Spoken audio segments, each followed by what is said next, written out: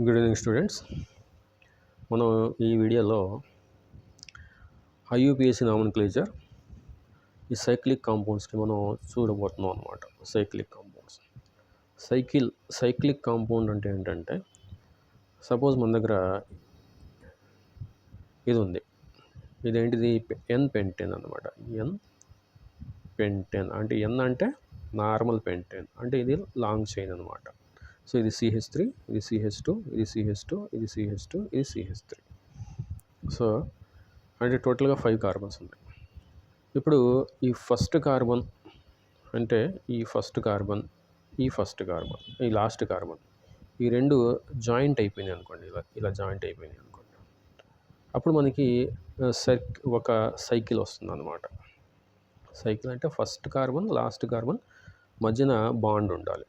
So దాన్ని cyclic compound అంటారు. So for example ఇది మనం ఈ కార్బన్ జాయిన్ చేసాం అనుకోండి. ఇప్పుడు 5 కార్బన్స్ ఎలా కనిపిస్తాయి మనకి? ఇదిగో ఇలా కనిపిస్తాయి, ఇలా కనిపిస్తాయి. ఓకే. సో అలాగే ఈ సైక్లోహెక్సేన్ సిస్టమ్, ఈ సిస్టమ్ మనకి ఇది ఉందనుకో, 2, 3, 4, 5, 6 ఇది ఉందనుకోండి. ఇది ఎన్ హెక్సేన్ అనమాట, నార్మల్ హెక్సేన్.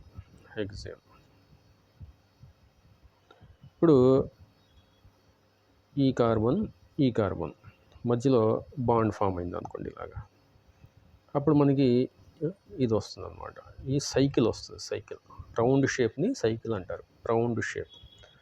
సో దాన్ని సైక్లో ఆల్కేన్స్ అంటారు అనమాట.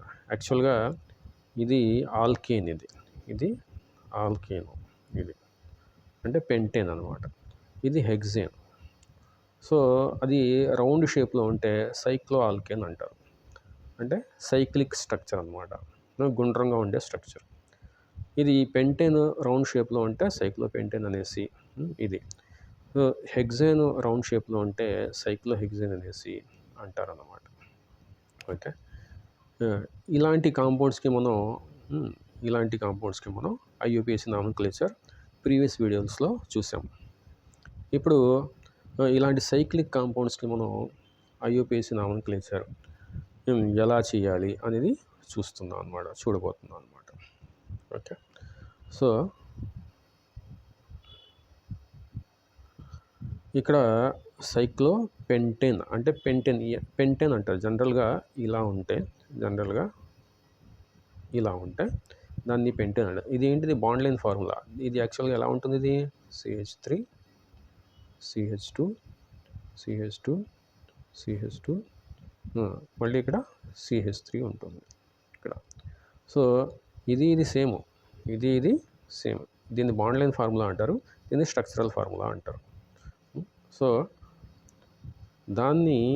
మనం దీన్ని పెంటేన్ అంటారు అన్నమాట. దీంట్లో కార్బన్స్ ఏమున్నాయి? ఇదొక కార్బన్, 5 కార్బన్స్ ఉన్నాయి. సో దీన్ని మనం రౌండ్ షేప్లో మనకి రాస్తే ఇలా వస్తుంది. సో ఇది నార్మల్ పెంటేన్, ఇది సైక్లో పెంటేన్ అనమాట. సో ఐయుపిఏసి నామన్క్లేచర్ ఏంటిది?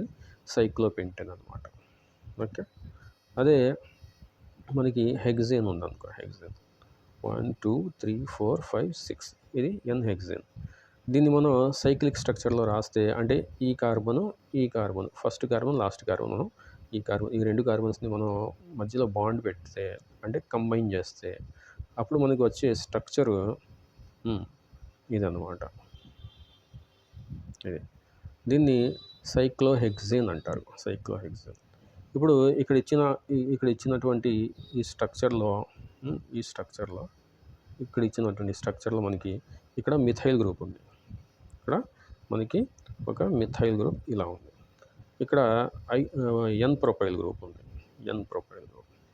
సో మనకి ఆల్ఫాబెటికల్ ఆర్డర్ ఫాలో చేయాలి. ఇక్కడ ఇది మిథైల్,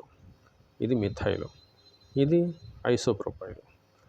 సో ఎం ఫస్ట్ వస్తుంది, ప్రొపైల్లో పి నెక్స్ట్ వస్తుంది.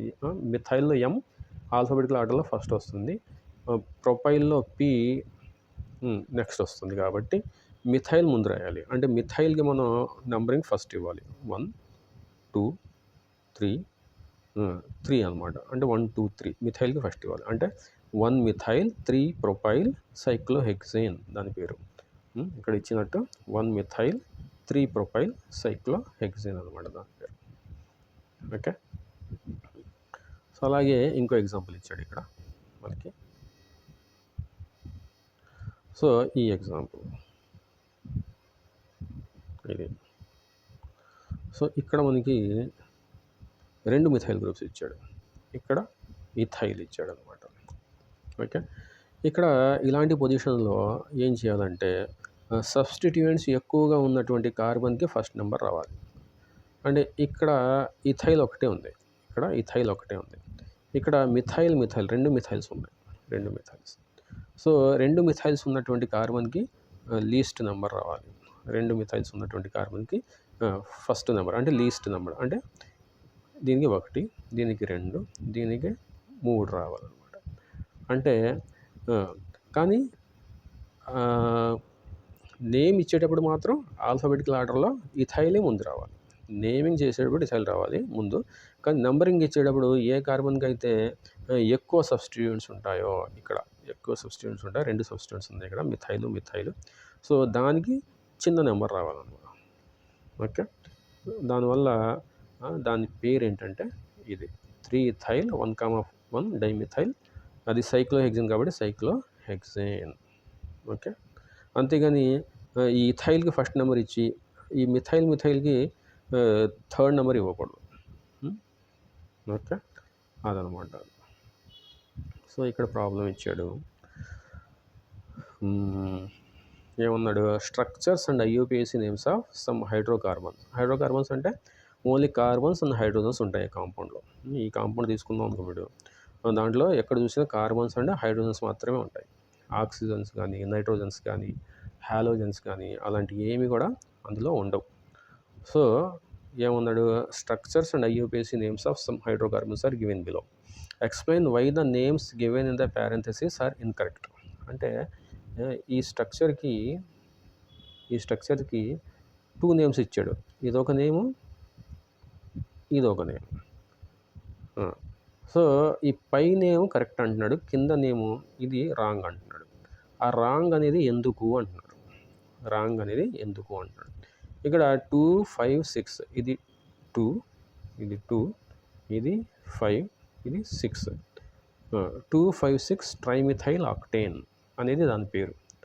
అదే మనం అంటే అది నెంబరింగ్ అనేది లెఫ్ట్ నుంచి రైట్కి చేస్తే ఇలా చేస్తే నెంబరింగ్ అనేది 1, 2, 3, 4, 5, 6, 7, 8 అలా చేస్తే అప్పుడు దానికి మనం 2,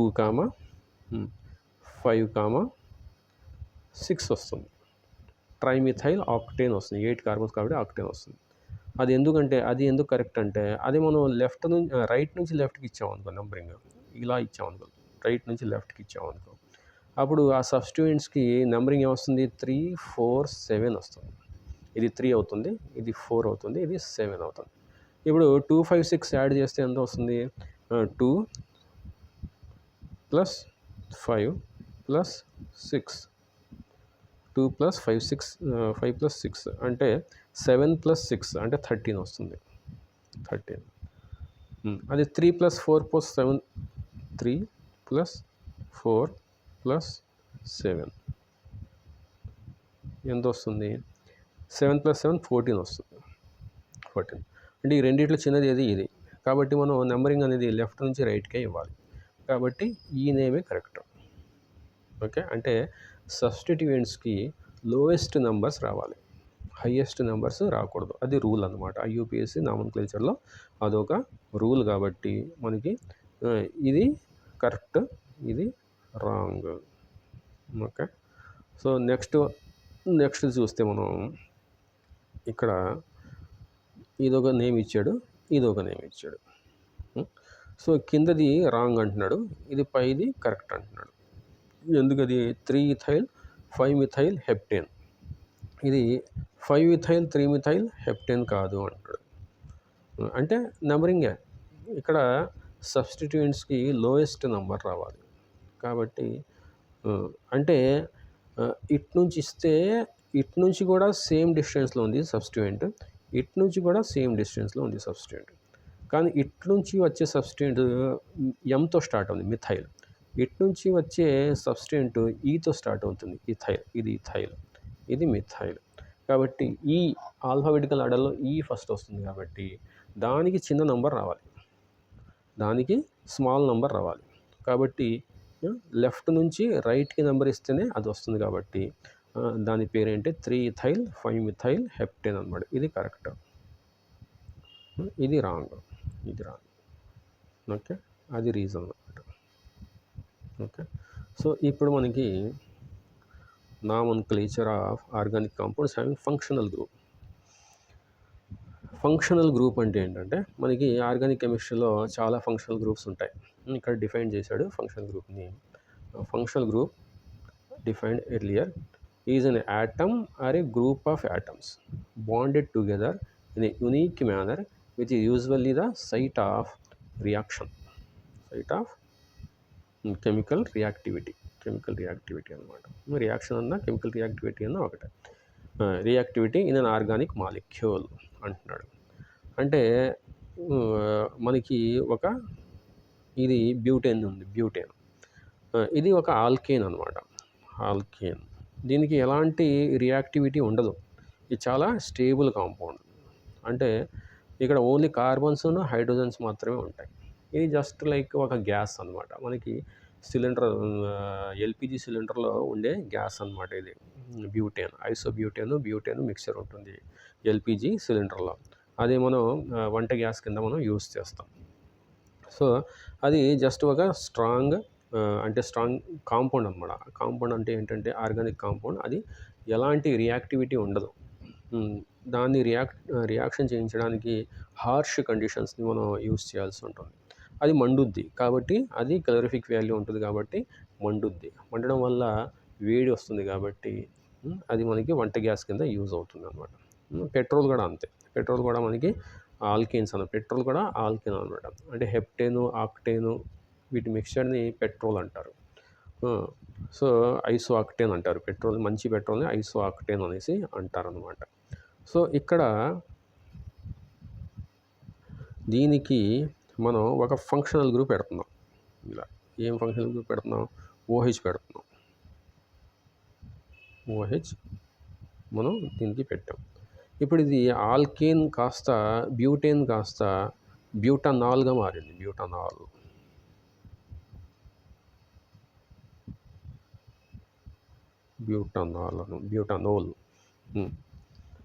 సో ఇప్పుడు దీన్ని ఫంక్షనల్ గ్రూప్ అంటారు.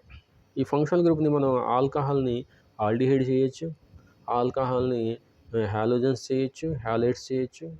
అలా మనం ఒక కాంపౌండ్ని వేరే కాంపౌండ్ కింద కన్వర్ట్ చేయడానికి మనకి ఇప్పుడు ఈజీగా అవుతుంది అనమాట.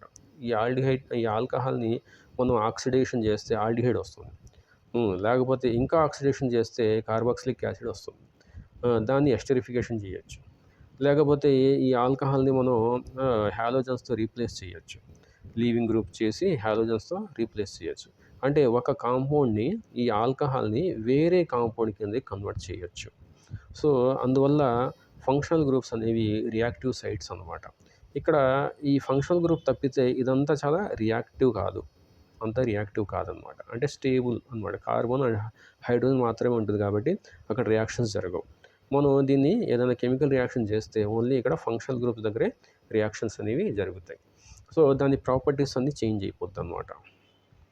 ఓకే, సో ఆ విధంగా మనకి chemical reactive organic molecule compounds having the same functional group undergo similar reactions. అంటే ఇప్పుడు ఇది బ్యూటనాల్ ఉంది, మనం పెంటనాల్ తీసుకుందాం. 1 2 3 4 5 ఇది పెంటనాల్. ఈ బ్యూటనాల్ ఎలాంటివి అయితే రియాక్షన్స్ జరుగుతాయో పెంటనాల్ కూడా అలాంటి రియాక్షన్స్ జరుగుతుంది. అది మనం హెక్సనాల్ తీసుకుందాం అనుకో, 6 కార్బన్స్ 1 2 3 4 5 6 హెక్సనాల్ తీసుకుందాం అనుకో. ఈ పెంటనాల్ అలాంటి రియాక్షన్ జరుగుతుందో ఈ హెక్సనాల్ కూడా అలాంటి రియాక్షన్ జరుగుతుంది. ఎందుకంటే ఫంక్షనల్ గ్రూప్స్ సేమ్ కాబట్టి, అండ్ రియాక్షన్స్ అనేవి ఫంక్షనల్ గ్రూప్స్ దగ్గరే జరుగుతాయి కాబట్టి ఈ బ్యూటనాల్ ఏ రియాక్షన్ జరుగుతాయో పెంటనాల్, హెక్సనాల్ అలాంటి రియాక్షన్సే జరుగుతాయి. ఇది ఆక్సిడేషన్ అవుతుంది, ఇది కూడా ఆక్సిడేషన్ అవుతుంది, ఇది డిస్ప్లేస్మెంట్ అవుతుంది, ఇది కూడా డిస్ప్లేస్మెంట్ అవుతుంది. సేమ్ టైప్ ఆఫ్ రియాక్షన్స్ జరుగుతాయి అన్నమాట. ఫర్ ఎగ్జాంపుల్ ఇక్కడ ఎగ్జాంపుల్ ఇచ్చాడు, మిథనాల్, ఇథనాల్ అండ్ ఐసోప్రొపనాల్. ఇది కూడా isopropanol, all having an functional group operate hydrogen reaction with sodium metal, all having OH functional group, liberate. So all having OH functional group, ఇది OH అన్నమాట. So ఏమంటున్నాడంటే ఇక్కడ methanol అంటే ఇది ఇక్కడ CH3OH, ethanol అంటే ఇది అంటే ఇది CH3CH2OH, ఇది CH3OH. సో ఐసోప్రొపనాల్ ఇది ఐసోప్రొపనాల్ అంటే ఇది కానీ ఏదైనా సరే దీనికి మనం సోడియం మెటల్ వేసాం అనుకో, సోడియం మెటల్ ఇది కూడా హైడ్రోజన్ గ్యాస్ని రిలీజ్ చేస్తుంది, హైడ్రోజన్ గ్యాస్ వస్తుంది. దీనికి సోడియం మెటల్ వేసాం అనుకో, Na, సోడియం మెటల్, అది కూడా హైడ్రోజన్ గ్యాస్ని రిలీజ్ చేస్తుంది. దీనికి సోడియం మెటల్ వేసామనుకో, అది కూడా హైడ్రోజన్ గ్యాస్ని రిలీజ్ చేస్తుంది. అంటే ఇది మిథనాలు, ఇది ఇథనాలు, ఇది ప్రొపనాలు, కానీ ఫంక్షనల్ గ్రూప్ సేమ్ OH. కాబట్టి మిథనాల్ కూడా హైడ్రోజన్ గ్యాస్ ఇస్తుంది సోడియం మెటల్తో, ఇథనాల్ కూడా హైడ్రోజన్ గ్యాస్ ఇస్తుంది సోడియం మెటల్తో, ప్రొపనాల్ కూడా ఇస్తుంది, బ్యూటనాల్ ఇస్తుంది, పెంటనాల్ ఇస్తుంది. అంటే ఆల్కైల్ చైన్ మీద డిపెండ్ అవ్వదు, ఫంక్షనల్ గ్రూప్ OH మీద డిపెండ్ అవుతుంది. కాబట్టి అది మనకి సేమ్ ప్రాపర్టీస్ కలిగి ఉంటుంది అన్నమాట, reaction with sodium metal. Okay, the presence of functional groups enables systematization of organic compounds, అంటే ఇంటూ డిఫరెంట్ క్లాసెస్. అంటే ఆర్గానిక్ కాంపౌండ్స్ని ఫంక్షనల్ గ్రూప్ ఆధారంగా విభజించారన్నమాట. సో అంటే ఆల్కహాల్స్ అన్నీ ఒక గ్రూప్ కింద, ఆల్డిహైడ్స్ అన్నీ ఒక గ్రూప్ కింద, హ్యాలైడ్స్ అన్నీ ఒక గ్రూప్ కింద, అలా అనమాట. అంటే ఆల్కైల్ హ్యాలైడ్స్ అన్నీ, ఆల్కినైల్ హ్యాలైడ్స్ అన్నీ, ఆల్కైనైల్ హ్యాలైడ్స్ అన్నీ ఒక గ్రూప్ కింద. Example of some functional groups are their prefixes and suffixes along with examples of organic compounds. These are given in table 8.4లో ఇచ్చాడంట. 8.4 కింద ఉంటుంది, అది మనం చూద్దాం, పక్కన ఉంటుంది, అది ఫంక్షనల్ గ్రూప్స్ అన్నమాట. ఫస్ట్ ఆఫ్ ఆల్ అది చూద్దాం ఒకసారి, 8.4 చూద్దాం ఒకసారి.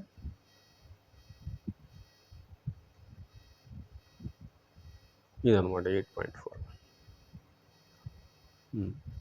ఇక్కడ మనకి ఆల్కైన్స్ ఇచ్చాడు, ఆల్కైన్స్ ఇచ్చాడు, ఇవన్నీ function, arenes, halides, alcohols, aldehydes, వాటికి సంబంధించిన ఫంక్షనల్ గ్రూప్స్ అన్నమాట. ఇవన్నీ ketones, nitriles, ethers, carboxylic acids, carboxylate ions, esters, acyl halides, amines, amides, nitro compounds, sulphonic acids, ఇవన్నీ ఫంక్షనల్ గ్రూప్స్ అన్నమాట.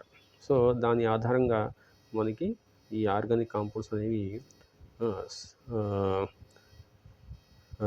సెపరేట్గా అంటే విభజించాడు అన్నమాట. ఓకే,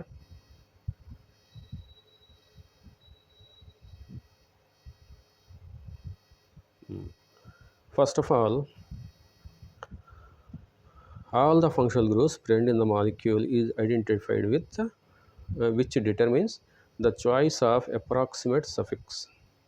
సఫిక్స్ అంటే ముందుది, ప్రిఫిక్స్ అంటే తర్వాతది. సఫిక్స్ అంటే ఫస్ట్ వచ్చేది, సఫిక్స్ అంటే నెక్స్ట్ వచ్చేది, ప్రిఫిక్స్ అంటే ఫస్ట్ వచ్చేది. ఒక నేమ్కి ఆల్కేన్ ఉంది, ఆల్కేన్కి ఫస్ట్ వచ్చేది ప్రిఫిక్స్, తర్వాత వచ్చేది సఫిక్స్ అనమాట. ఇక్కడ determines the choice of appropriate suffix అనమాట. అంటే ఏంటంటే మనం ఇందాక మిథనాల్ అనుకున్నాం కదా, మీథేన్ ప్లస్ ఓల్, మిథనాల్ అనమాట. ఓల్ అనేది వస్తుంది కదా, అది మీథేన్కి పక్కన వస్తుంది కదా రైట్ సైడ్కి, సో దానికి ఓల్ వస్తుంది కదా, దాన్ని మనం సఫిక్స్ అంటాం. అంటే మీథేన్లో ఈ ఎన్ఈ తీసేసి ఈ తీసేసి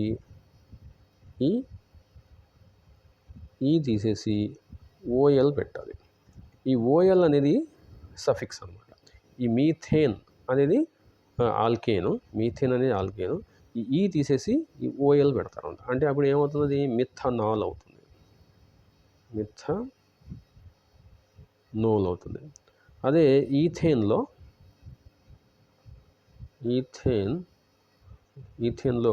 ఈ తీసేసి ఓల్ పెట్టాం అనుకోండి, అప్పుడు ఏమవుతుంది, ఇథనోల్ అవుతుంది. ఇథనోల్. అలా ఆ ఓఎల్ని సఫిక్స్ అంటారు. అదే ఆల్డిహైడ్ ఉందనుకోండి, ఓఎల్కి బదులు ఏఎల్ పెడతాం. అదంతా మనం టేబుల్లో చూస్తాం. Suffix. The longest chain of the carbon atoms, ఇది the longest chain of the carbon atoms containing the functional group is numbered in such a way that functional group is attached at the carbon atom possessing lowest possible number in the chain. అంటే IUPAC నామన్క్లేచర్ ఇచ్చేటప్పుడు ఒక కాంపౌండ్లో మనకి functional group ఉందనుకోండి, alcohol కానీ aldehyde కానీ ఎలాంటి functional group ఉన్నా ఆ ఫంక్షనల్ గ్రూప్కి అటాచ్ అయినటువంటి ఆ కార్బన్కి లోవెస్ట్ నంబర్ రావాలి, 1 రావాలి.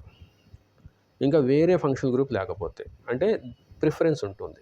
ఆ ప్రిఫరెన్స్ మనం ఆ 8.4 టేబుల్ నెంబర్ చూసాం కదా, దాంట్లో చూస్తాం అన్నమాట. So functional group is attached at the carbon at position lowest possible number in the chain. దీన్ని 1 రావాలన్నమాట. By using the suffix as given in table 8.4 the name of the compound is arrived at. So suffix ఇస్తాడు అన్నమాట. ఆ టేబుల్లో మనం చూస్తే suffix ఉంటుంది.